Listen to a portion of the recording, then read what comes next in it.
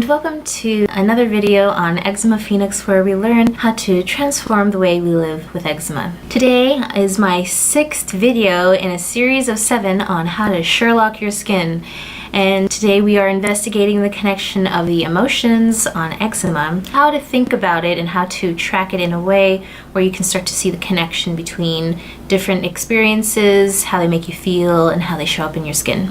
It is a pretty prevalent idea and fairly common knowledge now, I believe, that the mind and the body are completely connected.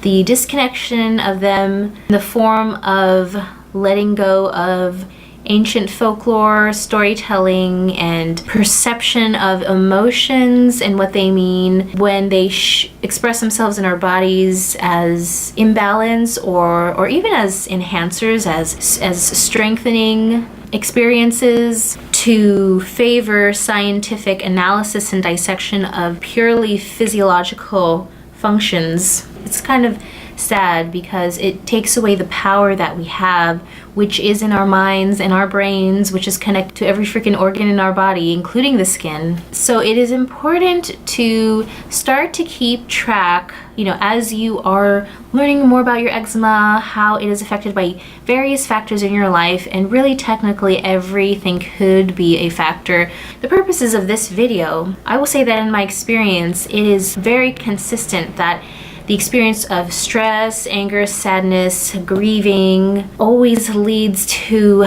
some kind of imbalance in my skin. In terms of having eczema, it does seem to be enough of a factor on its own to create itching.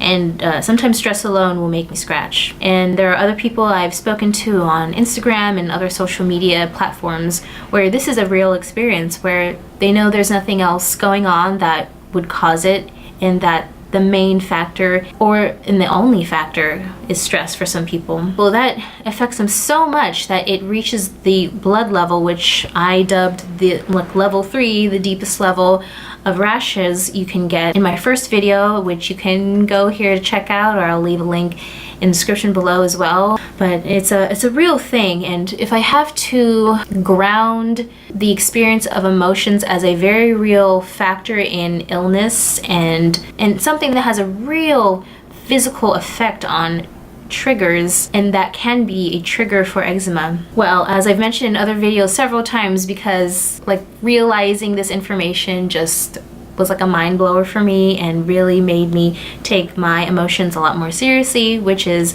when you're experiencing stress, it activates the sympathetic nervous system, which is your fight or flight response, and that physically increases cortisol levels, which physically creates inflammation in your body, in your bloodstream, and that is toxic and inflammatory, which then, if it can't be processed by your liver and eliminated through one of your elimination organs in the front or the back, then it's going to come out through its last resort, which is the skin, which has pores, which is where sweat comes out of to release extra toxins and salts and things that it no longer needs, and cortisol and excess cortisol. Not to say that it itself is a bad thing to have at all, but to have it in excess creates this imbalance and the need for your body to extricate it from itself one way or another. Also, when your emotions are low, or heightened, like you're experiencing a lot of stress, you're experiencing a lot of anger or sadness, or maybe a lot of grief and a loss after a breakup, or maybe a death in the family, or just in your life or whatnot, it directly affects your mind. Emotions are the connection of your mind to your body. That's how feedback comes back from your body to your brain to make some sort of interpretation about what it's perceiving from its physical form. And when the emotions are out of balance, your mind becomes out of balance. It becomes harder to make rational decisions, like, avoiding certain foods that you're allergic to, avoiding certain fabrics or makeup or skincare that has ingredients that you know are bad for you, not protecting your skin before going outside if you're in a climate that's super dry and hot, or that is irritating to your skin for one reason or another.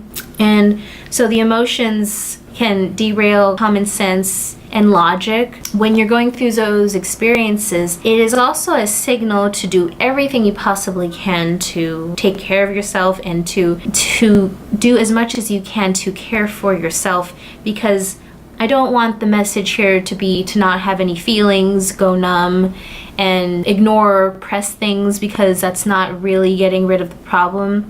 And emotions are not problematic. Emotions are not problems.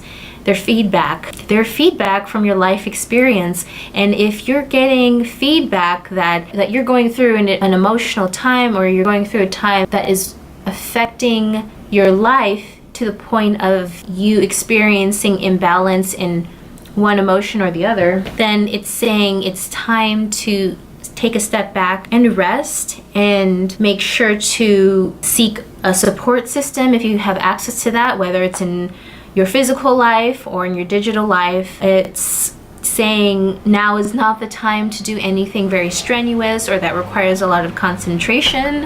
And this is something where having healthy habits in your eating and in your purchasing habits and in the skincare products that you use becomes very important, because that way, if you have good quality skincare products that you know work for you, and you only purchase food that you know will be nourishing to you, like oatmeal and porridge or other sort of healthy comfort foods like that, or maybe just like mashed greens or some sort of veggie dip that you can have with some chips or carrots or something like that. When you get to an imbalance that has an emotional experience attached, you already have all your artillery lined up to help you get back to balance a lot faster than just throwing caution to the wind. So some ways that you can start to apply emotional investigation into its relation to your eczema is to see in real life, what happens when I'm in a stressful situation. Maybe I'm at school, I'm at work,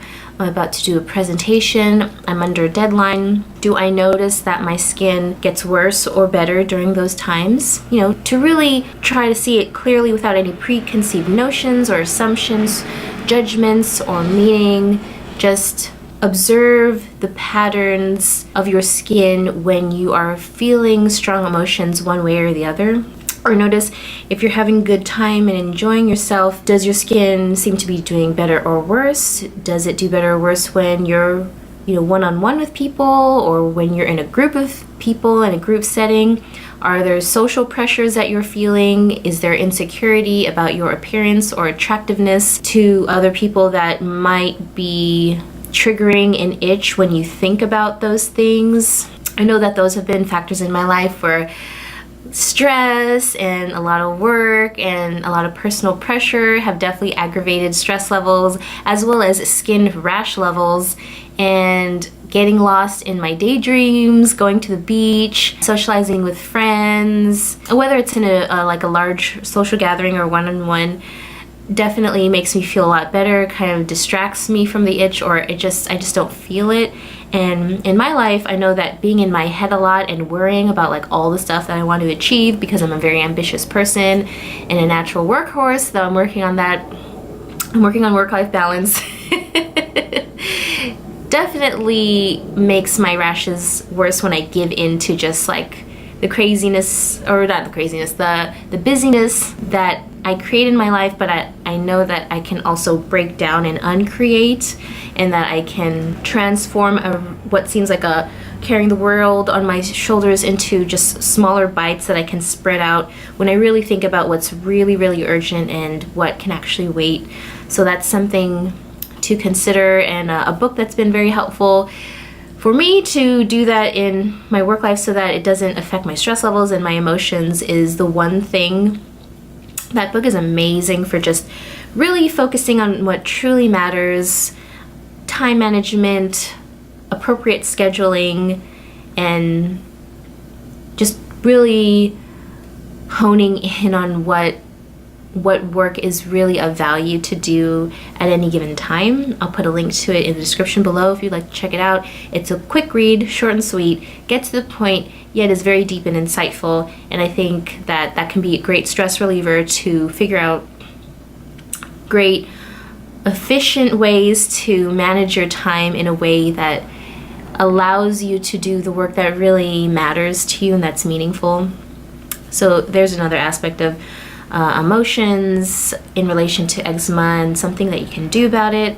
And when it comes to emotions, the final main thing I'd like to acknowledge is the importance of faith, and that could be religious, or it could be spiritual, or it could be, it could be without a name. You could leave it label-less, but having faith in a greater force, I call it the universe, some people call it God, maybe Allah, Buddha, whatever works for you, whatever resonates with you and your soul. That really makes a difference also in how one can develop their resilience during tough times, like having eczema or a huge flare or a huge setback in life, whatever that is, whatever ends up triggering you. Having a system of thought, a belief system, and something or some things to look up to, whether they are gods or saints or other mythological figures or ancient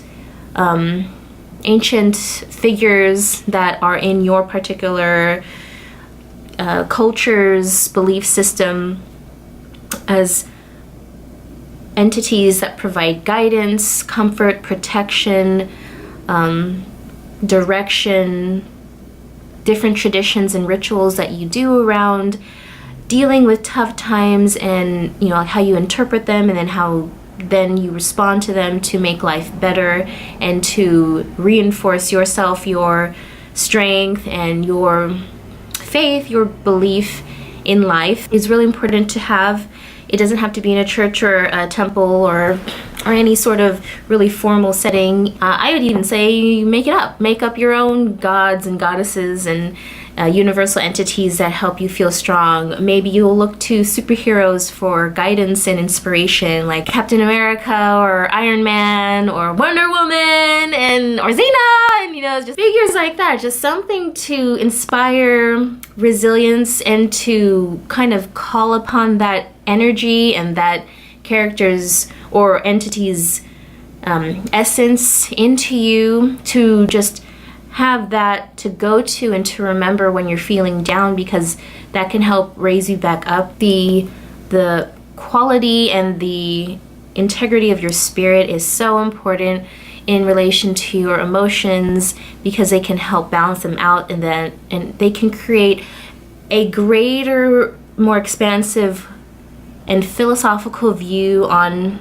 what I like to call the eczema hero's journey. Or if you are in a place like me where you feel like you have things to share with others to help them improve and heal themselves better and faster, the healer's journey as well. It really helps to feel like there's a greater purpose to all of this pain. Whether or not it's true, having that kind of belief can be very motivating to persevere and find a way to help others have less pain for less amount of time, in a way living vicariously through them, through the help you're offering them, and knowing that your choice and ability to stay strong, stay alive, be of service, help others, share your story can just be a great motivating factor to improve your own life as well as those of others around you, and to inspire those around you who have eczema and those who don't, because those who don't might know people who do, and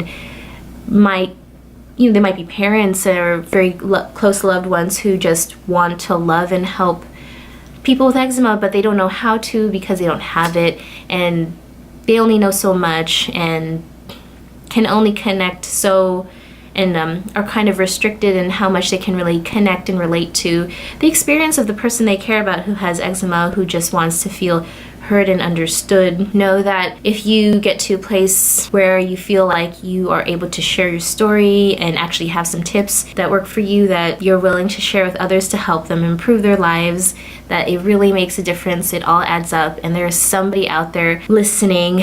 There are people out there who are hungry for information on this, and from people who have had eczema themselves. It's like I always say and believe in, the system of eczema care in the world really needs to be by the people for the people.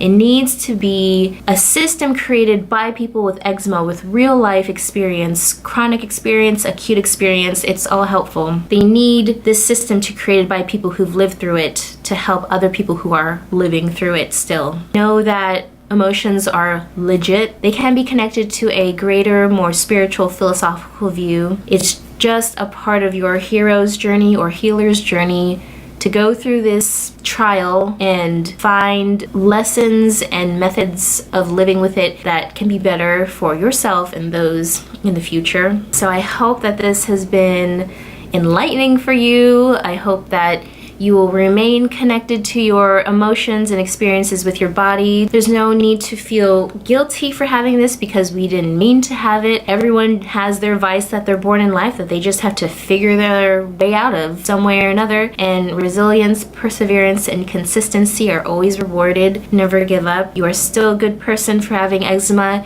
You can still get through it. You can still find a way to live with enough perseverance and research. You, me, and many more people can find our particular ways to overcome it and not even think about it, just have it be an afterthought. So thank you again for watching my video. I look forward to seeing you tomorrow for my 7th and final video in this Sherlock Your Skin series, which touches upon genetics and the relationship between ethnicity, culture, and eczema. Thank you for watching, and I'll see you in my next video. Bye.